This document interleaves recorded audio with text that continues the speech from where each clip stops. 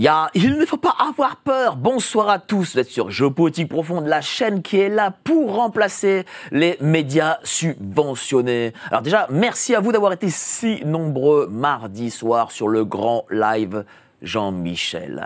Vous avez aimé ça, le live Jean-Michel. Les mecs, continuez à le partager. Il faut faire passer ce live dans le domaine public. Alors aujourd'hui, je suis vraiment très content parce que je reçois un ami que j'aime beaucoup, qui a fait énormément et qui prend des risques, parce que dans ce monde, on ne prend pas beaucoup de risques. C'est Richard Boutry, journaliste que vous connaissez tous, journaliste à abattre. Et pour le coup, c'est pas usurpé, c'est vraiment un journaliste à abattre. Comment vas-tu, cher Richard ?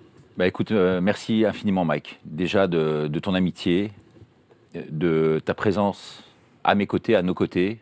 On sait qui tu es, le public sait qui tu es. Et aujourd'hui, si le public te suit, c'est parce que le public sait aujourd'hui qu'il a en face de lui quelqu'un qui cherche à fédérer un peu tout ce monde-là. Et je trouve que ta démarche est ultra salutaire. Ton esprit est merveilleux et vraiment, je me fais une joie que Géopolitique Profonde, de tout cœur, réussisse aussi bien. Et je veux dire, c'est en grande partie grâce à toi. Et bravo. Je te remercie beaucoup, cher Richard.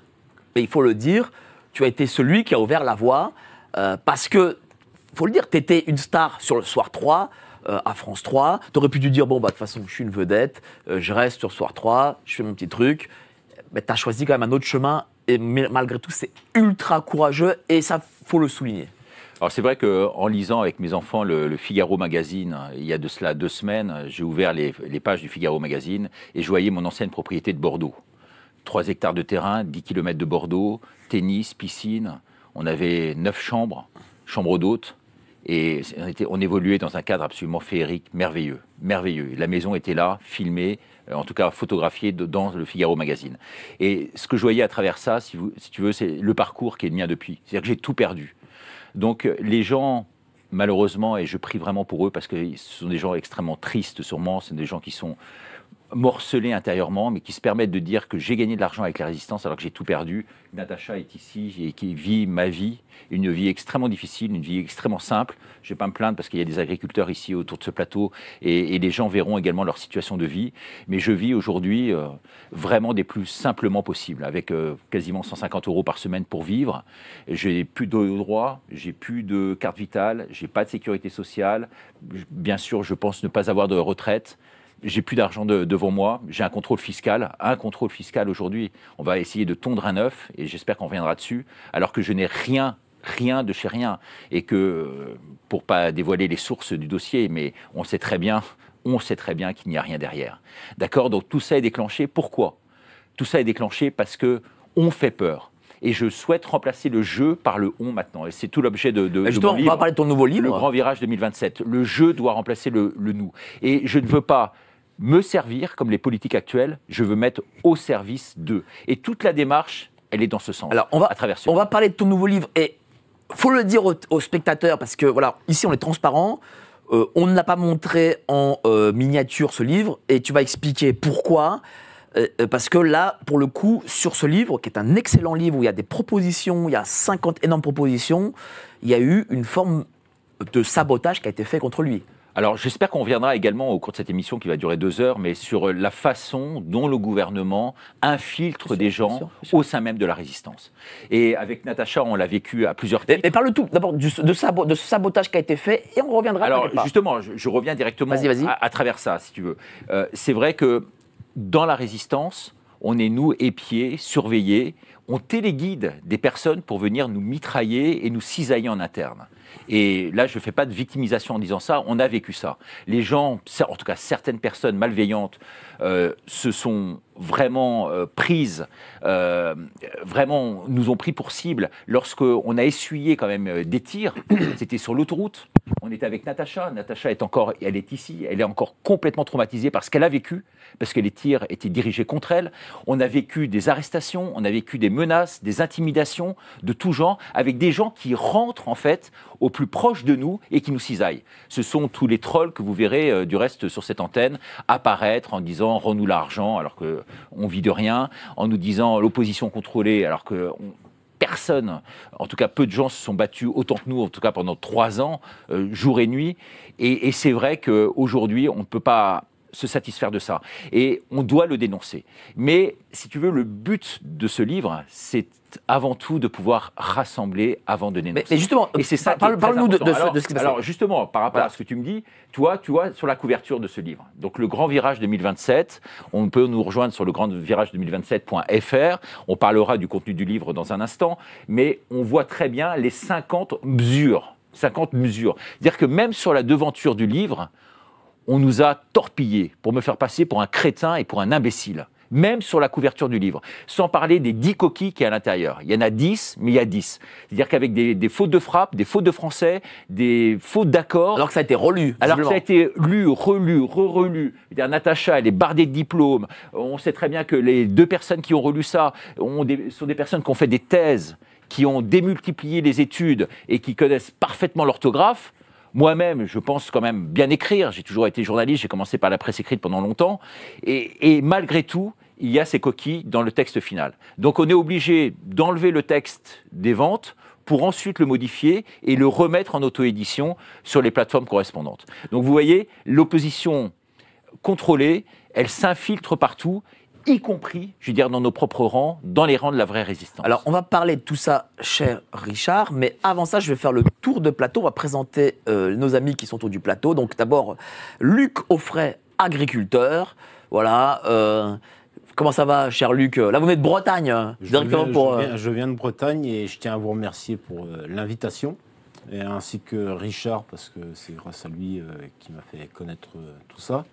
Vous et Sébastien Béraud aussi qui m'a guidé, qui m'a envoyé vers Richard en premier, et puis après voilà quoi. Donc je tiens à remercier tout le monde, et je suis agriculteur dans les Côtes-d'Armor, une petite commune entre Dinan et Lamballe, et donc je suis victime d'ondes électromagnétiques par rapport à un poste source Enedis de 63 000 volts qui se situe à 200 mètres de mon exploitation, 150 mètres, 200 mètres.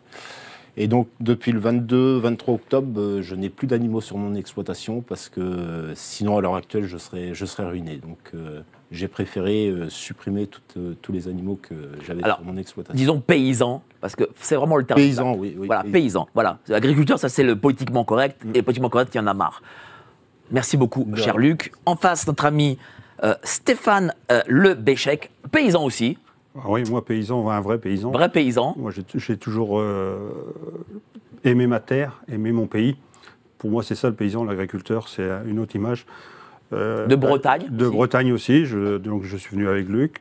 Moi, j'étais le premier à être médiatisé, c'est pour ça que je vous remercie aussi, parce qu'on a eu une chance, ça fait 8 ans que je me bagarre, moi, on a eu une chance avec les médias. Aucun média n'a déformé ce que j'ai dit ou ce que nous, on a dit sur les propos de ce qui se passe. Et on a toujours été soutenus.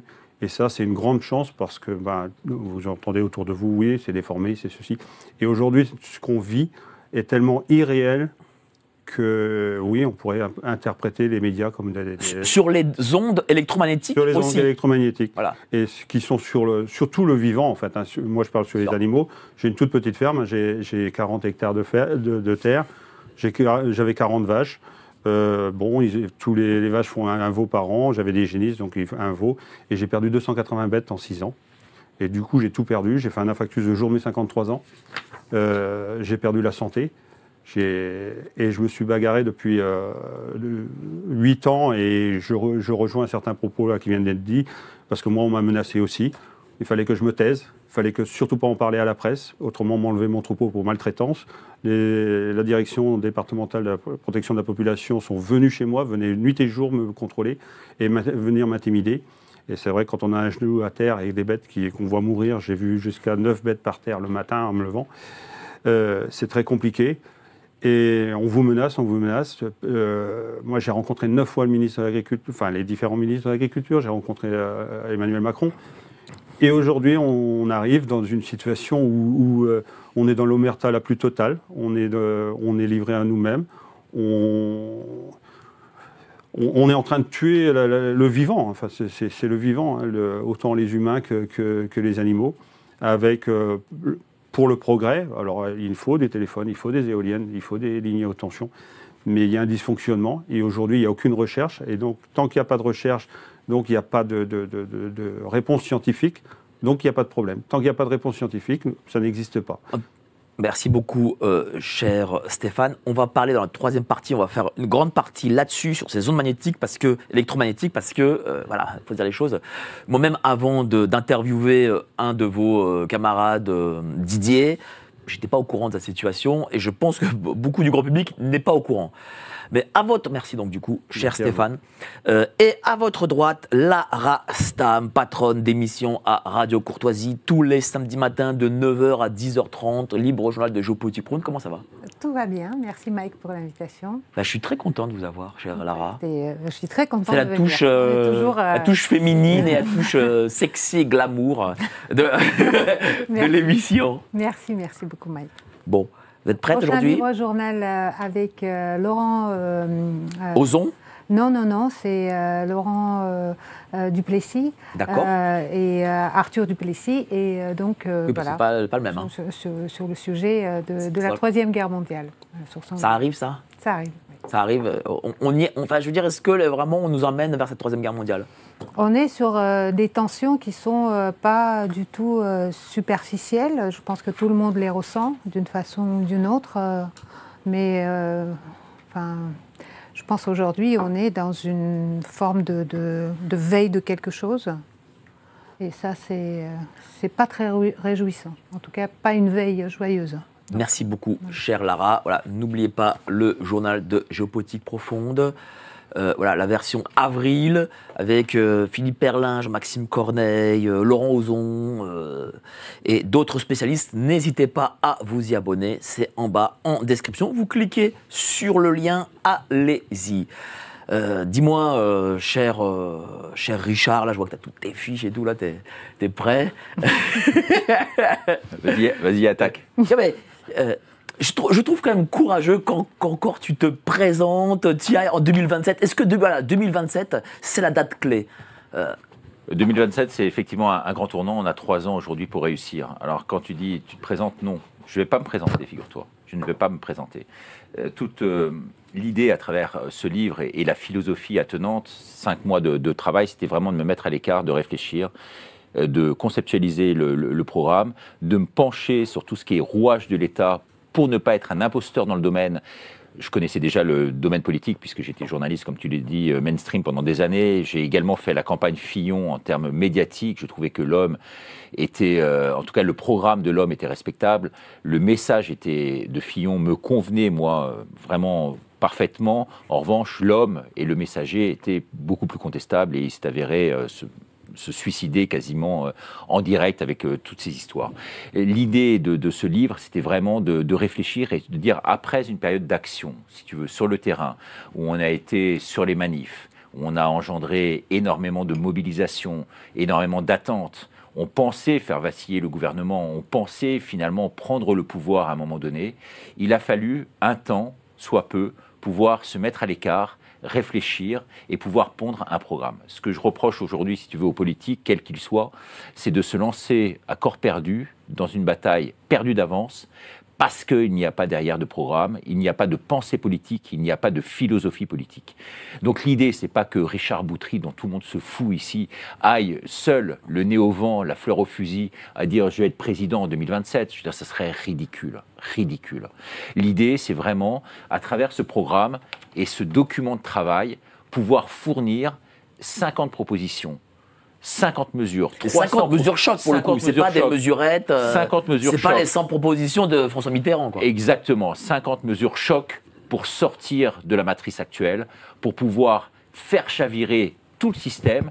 Et figurez-vous, Mike, figure-toi qu'on va y arriver. On va y arriver si on arrive à fédérer tout le monde. Et l'idée, à travers ce livre, c'est de pouvoir mettre autour d'une table, comme ici, nos amis agriculteurs, également nos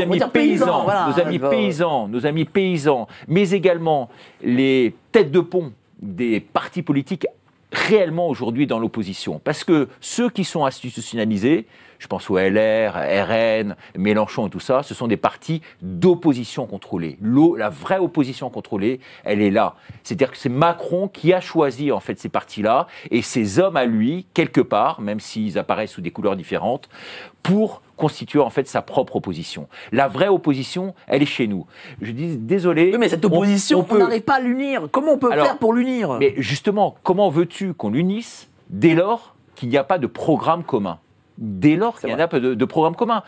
Chacun part comme ça, à l'aventure, en disant je serai président de la République, mais ce sur quoi il ne s'appuie sur rien. Il ne s'appuie sur rien de concret et de tangible, de réfléchi et de pondéré. Et je pense que ce livre, qui est un véritable document de travail, ce livre doit être initiateur d'une véritable philosophie politique, de pensée politique pour sortir véritablement du système. Et à travers toutes ces mesures, je montre une voie qui ne demande qu'à être complétée. Et du reste, quand tu regardes le livre, il n'y a pas de point. Alors là, pour le coup, c'était voulu pour que les gens puissent, et j'ai eu vraiment de très nombreux retours en la matière, des gens qui disent « Ah, c'est très intéressant, mais là, dans le point 19 sur la mesure 25, là, je corrigerai ça, je l'amenderai, ça, en revanche, j'y crois pas trop, donc on peut le sucrer. » Et voilà, et donc ce document de travail doit permettre aux leaders des partis aujourd'hui d'opposition, je pense à Philippot, je pense à Asselineau, je pense à Dupont-Aignan, à Poisson, à ces gens-là, de pouvoir venir nous rejoindre à une table des discussions, de pouvoir discuter en fait avec ces gens-là et de pouvoir montrer une face commune de l'opposition. Et je crois que c'est très important. Dans les 150 000 km, je termine juste par ça, 150 000 km que j'ai pu faire en France en l'espace de 2 ans, en grande partie avec Natacha, on s'est rendu compte en rencontrant des gens que les gens voulaient, nous disaient stop maintenant, tapez du poing sur la table, stop, maintenant on a besoin d'une opposition commune. On a besoin de gens qui se fédèrent. Les égos, on n'en a plus rien à foutre de savoir si Paul, Pierre ou Jacques va se présenter avec quelques ouailles derrière et faire 2%, on ne veut pas. Aujourd'hui, si on n'est pas de l'opposition contrôlée, on fédère tous ces gens-là qui sont des gens qui ont une expérience politique, dont le message est bon. On peut contester les messagers, mais en tout cas, le message est bon. Et puis, on s'allie avec des grandes figures. Je pense à, par exemple, De Villiers, en qui je me reconnais complètement dans quasiment tout ce qu'il dit. Mais alors, comment s'est écrit ce livre? Alors, ce livre, il est écrit d'abord comme un livre-programme. C'est-à-dire que quand tu vas dans un spectacle, tu prends le programme, donc c'est un livre-programme. Il y a toute une partie de rédaction. J'imagine qu'il y a eu un temps long pour réfléchir à toutes ces propositions, pour la rédaction, est-ce qu'il y a une commission aussi d'experts ou de gens Absolument pas. Je suis seul à l'avoir lu, je suis seul à l'avoir rédigé. Je me suis penché sur un nombre incalculable de livres blancs, qui sont des livres très difficiles à trouver, qui sont des livres de 800 pages, domaine par domaine, donc domaine administratif, domaine politique, domaine économique, domaine de la santé, domaine de la police, domaine militaire, domaine de l'agriculture, tout ça. Donc j'ai épluché en fait ces livres blancs, ce qui a été un travail d'enfer, et ensuite, grâce à ce savoir-faire journalistique qui est un peu le mien, c'est un peu ma marque de fabrique, j'ai réussi en fait à synthétiser en fait l'ensemble. Et de là sont nées donc des mesures, de ces mesures sont nées des propositions, de ces propositions sont nées une véritable philosophie politique pour sortir de la matrice, pour sortir du système. Mais c'est qu'une des étapes de la fusée, on parlera j'espère des deux autres étapes plus tard. Mais justement, pourquoi je te pose la question? Parce que c'est des propositions qui sont, révolutionnaires et d'une très bonne facture. C'est pour ça que je te dis, moi je pensais qu'il y avait du monde derrière, quoi. Alors non, il n'y a vraiment personne derrière. Natacha, qui partage sa vie avec moi, peut le certifier et le prouver. Il n'y a absolument personne derrière. Il n'y a que moi, c'est le fruit de ma pensée. Cela dit, c'est pas le jeu ici qui prime, c'est le nous. C'est-à-dire que j'offre toutes ces mesures vraiment à la discrétion de la vraie résistance, qui reprennent, qui pompent, qui se fassent les leurs, en fait, ses propres mesures, qui les complètent, qui les enrichissent, et qu'on finisse, bon Dieu, par signer tous ensemble un document commun qu'on va présenter aux Français, et on dira, voilà, là, on est tous d'accord là-dessus, à peu de choses près, et on va gagner cette élection 2027. Car 2027, comme tu le disais au début de cette émission, c'est un véritable tournant décisif. On a 3 ans aujourd'hui pour le faire, on a 3 ans à s'entendre sur un programme commun, et on a 3 ans à s'allier. Alors que les chefs politiques des différents partis gardent leur parti, certes, mais pour autant, il faudrait qu'ils nous rejoignent dans un bureau, si tu veux, avec les Gilets jaunes, avec également les Gilets jaunes qui, pour moi, ont une place vraiment prioritaire. avec des émissaires des Gilets jaunes. On ne peut pas tous les mettre, les millions, autour de la table, bien entendu. Mais en fait, avec des gens qui ont une véritable légitimité. Je pense à JC, qui est à Toulon, qui est une personne absolument formidable, et bien d'autres, qui viendraient nous rejoindre dans ce bureau constitutif, avec des représentants des mouvements citoyens, bien sûr des paysans, bien sûr des journalistes, comme madame, qui est une façon de penser quand même un peu singulière, et tout le monde autour de présentateurs comme toi, de pouvoir essayer. Alors j'en ai parlé, si tu veux, déjà hier, où j'étais invité chez Brusa. Carlo Brusa, qui est un type formidable aussi, m'a reçu, était assez dubitatif. En fait, au départ, il ne savait pas très bien où il mettait les pieds, voilà, et il a été vraiment conquis, véritablement conquis. Natacha peut le certifier. Il nous a appelés à plusieurs reprises. Il dirait « je serai ton homme » pour fédérer l'ensemble et pour essayer de constituer ce maillage qui nous manque aujourd'hui, cet amalgame entre les différentes personnalités aujourd'hui de l'opposition qui se refusent à pouvoir collaborer, et même si le mot collaborer c'est un mot que j'aime pas, mais à pouvoir en tout cas se regrouper. Mais ce qui est bien avec ce programme, c'est que c'est pas un programme de droite, de gauche, c'est hors parti. Je veux dire, chacun avec sa sensibilité peut s'y retrouver. Exactement. Tu sais, moi déjà dans l'esprit, je suis comme madame, c'est-à-dire que je suis journaliste. Journaliste, j'ai jamais pris parti ou pour l'un ou pour l'autre. J'ai été toujours centriste dans des rédactions qui étaient très à gauche. J'étais le plus à droite des rédactions de gauche. Pour autant, j'ai jamais été ni Front National, ni extrême gauche, ni rien. J'ai trouvé qu'il y avait des choses bonnes au centre, et j'étais dans une philosophie un peu, et on en parlera, chrétien-démocrate, tu vois, un peu à la CDU en Allemagne. C'est-à-dire vraiment quelqu'un qui est au centre, dans la justice, dans la paix, et dans le discernement. Et dans le spirituel. Et dans le spirituel. Alors le spirituel, c'est vraiment une partie extrêmement importante de mon programme, parce que si tu veux, je pense que c'est une fusée à plusieurs étages. Et dans cet étage-là, il y avait effectivement au début la contestation avec beaucoup de passion, de virulence. On a parlé à travers toutes ces manifestations qu'on a animées, toi comme moi, un peu partout en France. Ensuite, il y a eu le temps de la réflexion. Ensuite, il y a le temps politique. Et ensuite, il y a le temps spirituel. Et je pense que la véritable révolution, elle sera d'ordre spirituel. Et que sans spiritualité, ça ne se fera pas. Toutes les grandes civilisations sont nées avec les spirituels. Toutes les grandes civilisations sont mortes par absence de valeurs et par absence de bien commun, si tu veux. Et aujourd'hui, nous sommes rentrés dans le wokisme, le transhumanisme, avec des idées qui sont complètement hurluesque, et je pense qu'il faut ramener l'Église au milieu du village.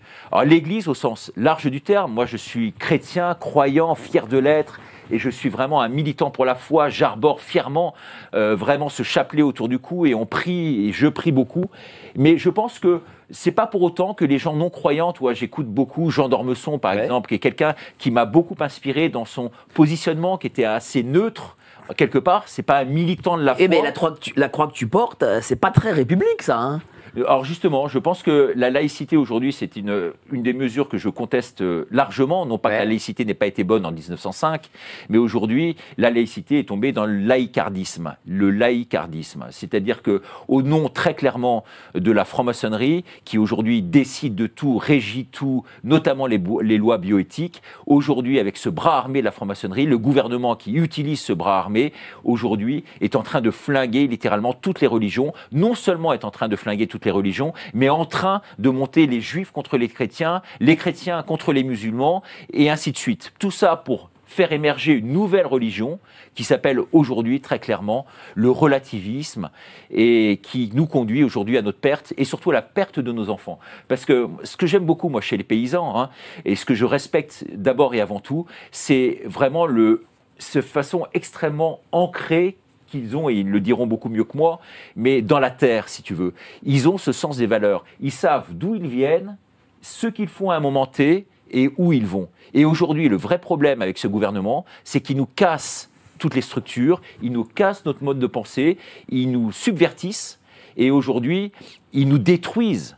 Non seulement nous, mais également toute la civilisation. Et c'est pas possible. Est-ce qu'on arrivera en 2027 ? Est-ce que 2027, c'est pas trop tard ? Parce que, regarde, là, la dette est faramineuse.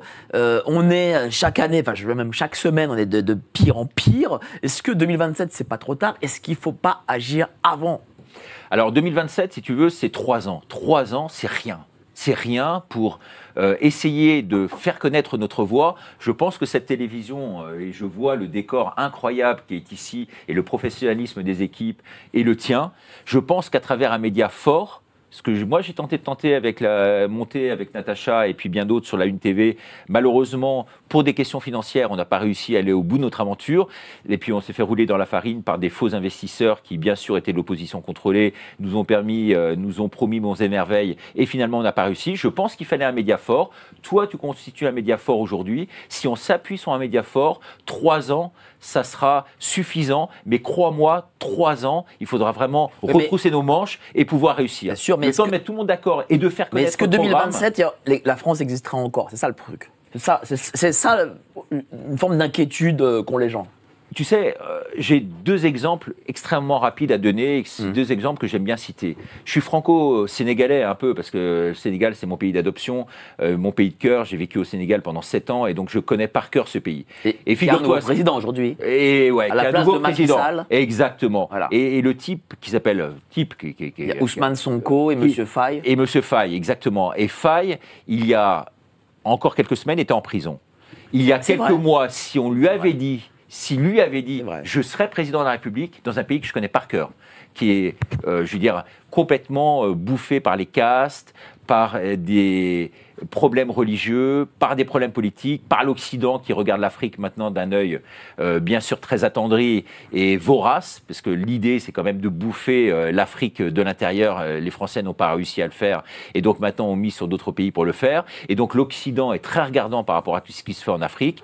Et donc crois-moi que cet homme qui a réussi à passer à travers les mailles du filet et à s'imposer comme président de la République sur place, c'est quelque chose d'absolument formidable. Et c'est un type qui justement est empli de foi, et sa foi, qui n'est pas forcément la mienne, mais c'est sa foi. Et les gens qui réussissent aujourd'hui, c'est ça, plus proche de nous. Il y a un autre modèle que je regarde de très près et que je vais aller voir très tôt, j'ai du reste pris contact avec eux, c'est l'AfD en Allemagne.